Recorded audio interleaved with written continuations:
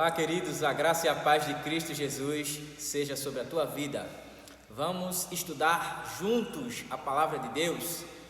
O tema hoje é muito convidativo: o cristão, sal da terra e luz do mundo. Então, vamos iniciar com a oração para estudarmos a palavra do Senhor. Pai, obrigado por esta oportunidade, Senhor. Obrigado por cada aluno, cada professor que irá assistir, que está assistindo nesse momento, Pai. Sê conosco, nos ajuda em tudo, guia-nos nessa aula, Pai, para que o Teu nome seja glorificado. Essa é a nossa oração, na mediação de Cristo Jesus. Amém. Lição: o cristão como sal da terra e luz do mundo. Segunda carta de Pedro, capítulo 1, versículo 10, diz assim: portanto, irmãos, procurai fazer cada vez mais firme a vossa vocação e eleição, porque fazendo isto, nunca, jamais tropeçareis. Então perceba aqui dois pontos que nós precisamos tratar de forma rápida e objetiva. Número 1, vocação, e número 2, eleição. Quando a Bíblia fala desses dois pilares, e principalmente nessa segunda carta de Pedro, no capítulo 1, versículo 10, ele está afirmando, ou a Bíblia está afirmando, que essa vocação, ela precisa ter solidez, ela precisa ser uma vocação alicerçada, confirmada, abalizada na palavra de Deus. O cristão, ele precisa manter firme a sua vocação. Para que você foi chamado? Qual é a sua vocação? Todos nós temos uma chamada diante de Deus, isso aqui é fato. Em segundo lugar, a eleição.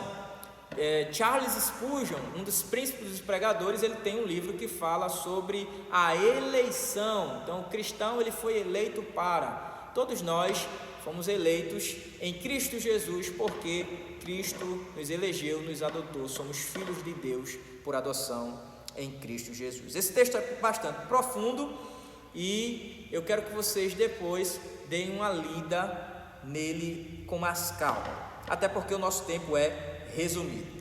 Nós temos aqui outro texto, Mateus capítulo 5, do versículo 13 ao 16, que é a leitura em classe, que é a nossa base para o tema o cristão como sal e luz do mundo. O texto diz assim: vós sois o sal da terra, e se o sal for insípido, com que se há de salgar? Para nada mais presta, senão para se lançar fora e ser pisado pelos homens. Vós sois a luz do mundo. Não se pode esconder uma cidade edificada sobre um monte, nem se acender a candeia e se colocar debaixo do alqueire, mas no velador, e dar luz a todos que estão na casa. Assim resplandeça a vossa luz diante dos homens, para que vejam as vossas boas obras e glorifiquem a vosso Pai que está nos céus. Qual é o nosso objetivo aqui? O nosso objetivo é demonstrar que o cristão, ele não deve perder sua característica essencial em seu testemunho perante o mundo. Então toda a nossa aula, ela vai girar em torno desse propósito, desse objetivo, que é demonstrar essa importância do cristão e suas características como verdadeiro crente em Cristo Jesus no meio de uma sociedade ímpia. Nós temos um texto também muito interessante, nós vamos discorrer aqui na nossa introdução e sempre iremos voltar para esse texto base de Mateus capítulo 5, mas Colossenses capítulo 1, versículos 6 e 7 também tem um texto interessante. Nós vamos tratar sobre os 3 pontos aqui: crise de identidade, número 1, número 2, crise de integridade, e número 3, o cristão, sal da terra e luz do mundo. Logo, crise de identidade. Nós vivemos em uma sociedade que passa por uma crise muito forte. A palavra crise, ela já vem aí na moda há aproximadamente quase 10 anos. E naturalmente essa palavra acaba chegando ao contexto eclesiástico, à igreja. Então nós vivemos dentro também do contexto eclesiástico uma crise de identidade muito forte. Então na nossa revista, no segundo parágrafo, o escritor trata da seguinte forma: outras características da crise de identidade da igreja atual é não ser e não lutar pela comunhão e respeito de irmãos para com irmãos em Cristo. Aqui queremos dizer que, além de sermos denominação, somos antes corpo de Cristo, templo do Espírito Santo, comunidade dos santos, povo eleito de Deus, para exalar o perfume de Cristo por onde passar. Devemos ter cuidado para não nos tornarmos uma geração de servos de Deus só apegados com o ativismo da vida social, com o trabalho, com as burocracias, com a tecnologia que nos toma todo o tempo de meditação da palavra e oração. Então, precisamos entender isso. Quando ele fala aqui de dois aspectos cruciais da crise de identidade que vive a igreja, ele não está rotulando denominação. Igreja somos nós. Então, em muitos momentos, essa crise de identidade ela tem batido na porta de muitos crentes. Perceba que ele diz: a luta pela comunhão é o primeiro fator da crise aqui, e o respeito de irmãos para com irmãos tem se esvaído, tem se perdido. Então, em algum momento, um irmão está faltando com respeito com o outro. E nós vamos ver isso em Colossenses capítulo 1, Paulo quebrando essa questão da falta do respeito, reconhecendo o ministério do outro. Capítulo 1, Colossenses, carta de Paulo aos Colossenses, capítulo 1, versículos 6 e 7, tem um texto interessante.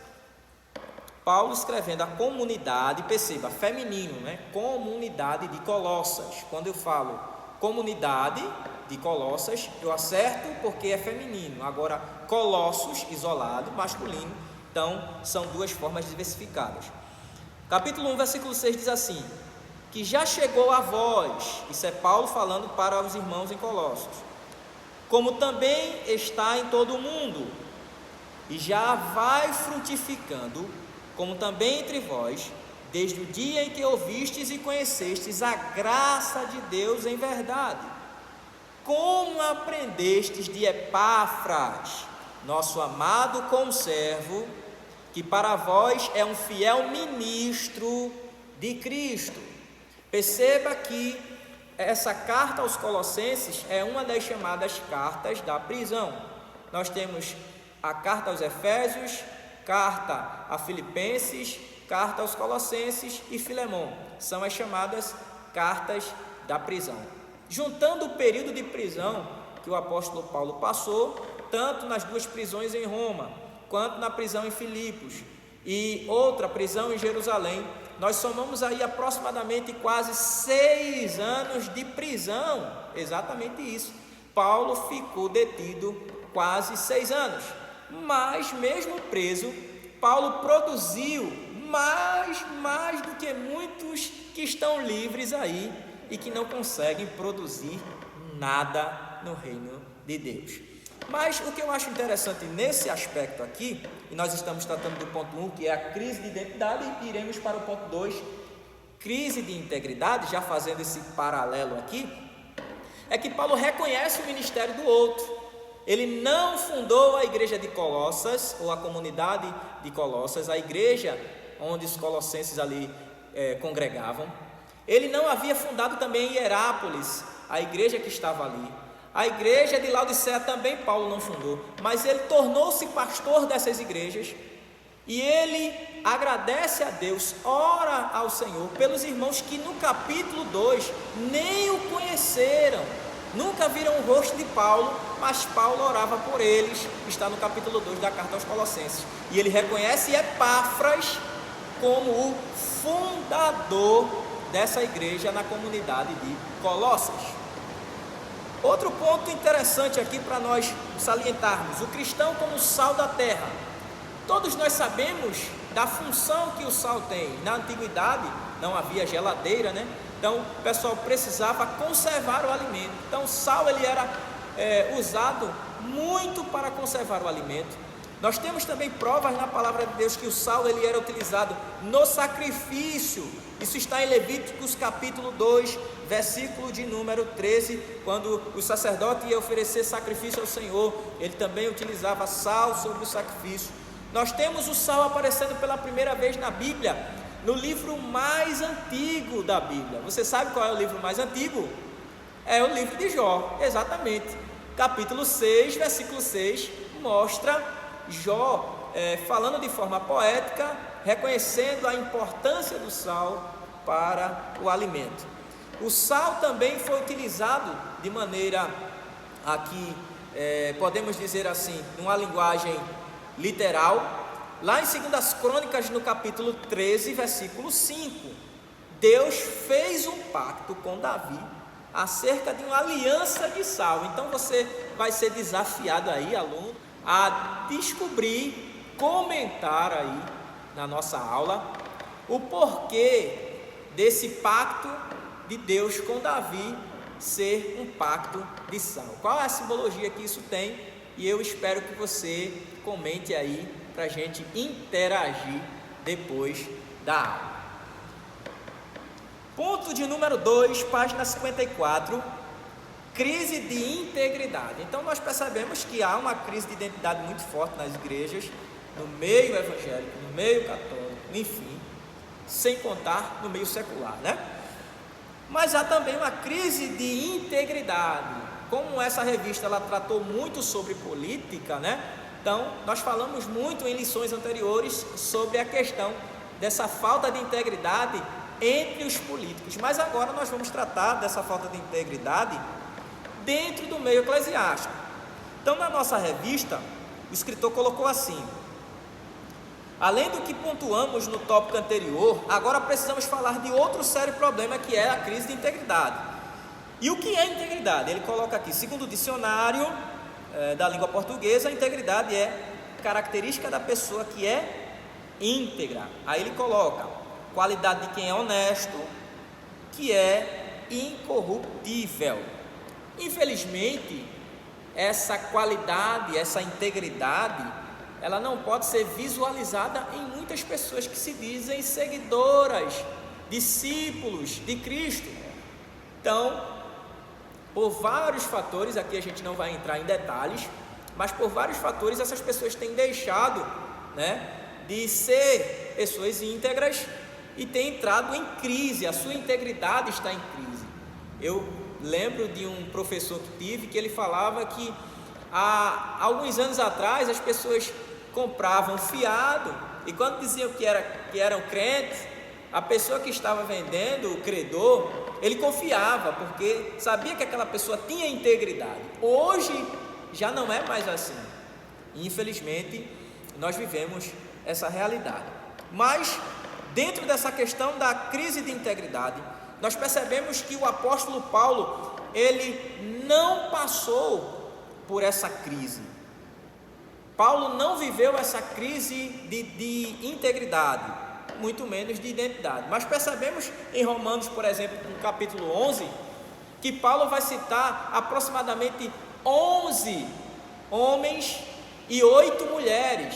Paulo vai falar sobre Priscila, Paulo vai falar sobre Áquila, Paulo vai mencionar Aristóbulo, que era um escravo, Paulo vai falar sobre diaconisas que faziam um serviço na casa de Deus, os crentes em Roma, porque Paulo nunca escreveu para os romanos. É bom que isso fique frisado aqui. Ele escreve para os crentes que estavam em Roma, mas ele não escreve para os romanos. Então Paulo cita lá uma lista de cooperadores, ele os chama assim, que foram pessoas que labutaram com Paulo, trabalharam nesse ministério, vocacionados por Deus e que fizeram a diferença como sal da terra e como luz do mundo. O que é ser sal? Dentro desse contexto que Cristo fala em Mateus capítulo 5, versículo 13 ao 16. Ser sal é isso, é conservar a amizade, é conservar a integridade, é conservar a identidade e mostrar para o mundo que somos de fato seguidores de Cristo. Por que somos chamados de cristãos? porque no contexto da igreja em Antioquia, os discípulos foram assim chamados pela primeira vez, porque se pareciam com Cristo, eram cristos menores. Será que hoje as pessoas podem ver Jesus em você? Será que, como Paulo, você lembra daqueles que estão cooperando na obra de Deus? Será que você tem sido sal da terra para aquelas pessoas que não são evangélicas? Você tem preservado a essência de Cristo, levado essa essência de Cristo através do seu bom testemunho, através da palavra de Deus? Ou será que a sua pregação é incoerente com a sua vida no dia a dia? Então, quando nós falamos de Paulo, nós lembramos de alguém que foi sal da terra e que foi de fato luz do mundo.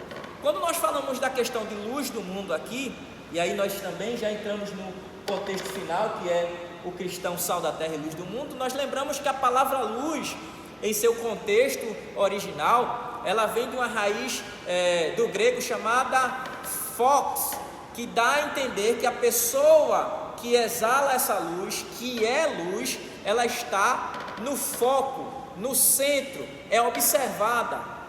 Então nós, como cristãos, somos muito observados.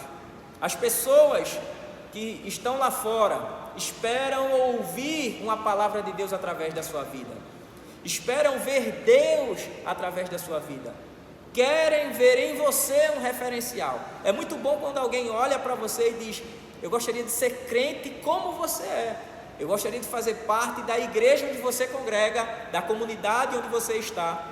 É muito bom ver as pessoas sendo motivadas através das nossas ações, das nossas vidas, porque o nome de Cristo é glorificado, não é para a nossa glória. Então, ser sal da terra e luz do mundo é levar o nome de Cristo e glorificar esse nome ainda mais através das nossas ações. E para finalizarmos, nós temos aqui algumas funções do sal para a gente finalizar e resumir dentro dessa aula, olha, maravilhosa, para a glória do nome de Cristo Jesus. Então nós temos aqui o sal, ele tem como função gerar sede. Então nós, como crentes, precisamos gerar sede nas pessoas para ouvir algo de Deus. É como aquela mulher samaritana, né?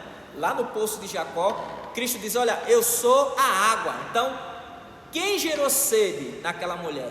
Um diálogo de Cristo com ela. Então, no poço de Jacó, 7 metros de profundidade, aquela mulher encontra-se com Cristo, tem a sua sede saciada, volta e acaba influenciando parte de uma cidade a encontrar-se com Cristo Jesus. Isso é ser sal, isso é ser luz. O sal, ele conserva o alimento, nós já vimos isso aqui. O sal também, ele tem uma característica interessante. Quando deixamos, de ser semelhante ao sal, dentro do nosso contexto aqui falado, não conseguimos temperar a vida das pessoas, mas quando exercemos essa função do sal, nós damos sabor ao ambiente onde nós estamos. Será que quando você chega no ambiente, alguém olha para você e diz assim: eu gosto de estar no ambiente onde você também está? Ou será que quando você chega, as pessoas não conseguem ver Deus, só conseguem ver trevas, só conseguem ver coisas ruins? Deixa eu lhe fazer uma pergunta. Quando as pessoas lembram do teu nome, quando as pessoas mencionam o teu nome, melhor dizendo, qual é a lembrança que vem na mente de quem ouve o teu nome? Então, essa lembrança que vem na mente das pessoas quando ouvem o teu nome é a marca do sal que você está passando, é a marca do ser luz que você está passando. Amém? Então, nessa crise de integridade, nós vemos também lá em João capítulo 6, versículos 60 e 66, quando fica bem claro que há uma diferença entre discípulo e seguidor.